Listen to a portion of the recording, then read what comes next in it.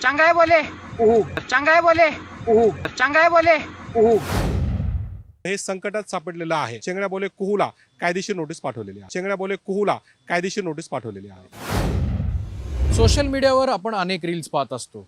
गेल्या काही दिवसांपासून आपण जर पाहिलं तर महाराष्ट्रात एक प्रकारची रील खूप व्हायरल होतीये आणि ती म्हणजे चंगळा बोले।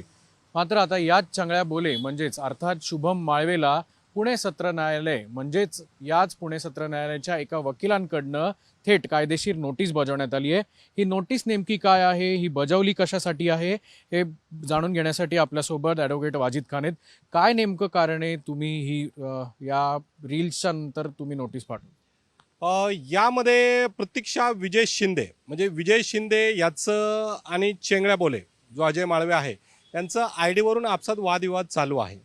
हे वादविवाद चालू असताना जो चेंगड्या बोले कुह आहे त्याने आणि त्याच्या आईने या प्रतीक्षा शिंदेच्या विरोधात देखील एक व्हिडिओ बनवला। व्हिडिओ बनवत असताना त्यामध्ये त्यांनी तिच्यावर खोटे आरोप लावलेत आणि हे आरोप खोटे आहेत। तिच्यामुळे तिची प्रतिमा जी आहे ती मलिन झालेली आहे आणि तिचं कौटुंबिक आयुष्य हे संकटात सापडलेलं आहे। म्हणून आम्ही चेंगड्या बोले कुहूला कायदेशीर नोटीस पाठवलेली आहे। पण जर बघितलं तर चेंगळ्या बोले हा अतिशय सामान्य घरातून येतो आणि सोशल मीडियावर देखील त्याला एक मोठा पाठिंबा आहे, मोठा वर्ग त्याच्या पाठीमागे उभा आहे। असं दिसत असताना तुम्ही त्यांना नोटीस पाठवताय।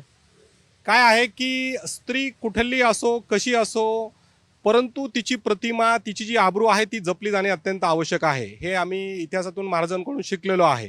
तर कुठल्याही महिलेविषयी जेव्हा वाक्य केलं जातं मग ती व्यक्ती कशी असो म्हणजे हा चेंगड्या बोले जो आहे तो गरीब आहे किंवा तो चांगला आहे का वाईट आहे हे ठरवण्याचा अधिकार मला नाही आहे। माझ्या पक्षकारांनी जे मला सांगितलं जे आम्ही पाहिलं त्याच्यात आम्हाला काहीतरी कायदेशीर जाणवलं म्हणून आम्ही त्या चेंगड्या बोलेला कायदेशीर नोटीस पाठवली। म्हणजे याचा अर्थ की शुभम माळवे हा जो आहे त्याला तुम्ही नोटीस पाठवली आहे, त्यांनी कुठल्या एका व्यक्तीला त्याच्या रील्सच्या माध्यमातून तर काही नेमका काय थोडा विस्तार? ती महिला याला भांडते, तिने भांडितलं, ती महिला अशी खराब आहे, तिनं भांडणं करायला लावली, अशा प्रकारचे वक्तव्य करण्यात आलेले आहे।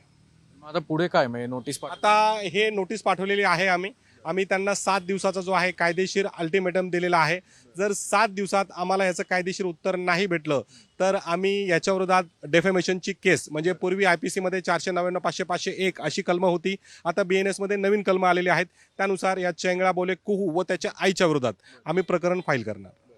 आपण बघू शकतो की हे पुण्यातले वाजिद खान आहेत ज्यांनी सध्या ट्रेंडिंगमध्ये असलेला इंस्टाग्रामचा जो स्टार खरं तर त्याला म्हणता येईल चेंगळ्या बोले याला एक कायदेशीर नोटीस दिली आहे आणि या 7 दिवसाच्या नंतर अल्टिमेटम जो आहे त्याला जर त्यांनी उत्तर दिलं नाही तर थेट आबरू नुकसानीचा दावा वाजिद खान यांच्याकडनं करण्यात येणार आहे। त्यामुळे या आता नोटिसीला चेंगळा बोले काय उत्तर देतो हे पाहणं तितकंच औत्सुक्याचं ठरेल। कॅमेरामन आदर्श कटकेसह अक्षय बडवे, साम TV न्यूज, पुणे। देश विदेशातील प्रत्येक घडामोडींचे लाईव्ह अपडेट मिळवण्यासाठी आता साम टीव्हीच्या सर्व सोशल मीडिया प्लॅटफॉर्मला लाईक, फॉलो आणि सबस्क्राईब करा। तसंच सर्व नोटिफिकेशनसाठी बेल आयकॉन प्रेस करायला विसरू नका।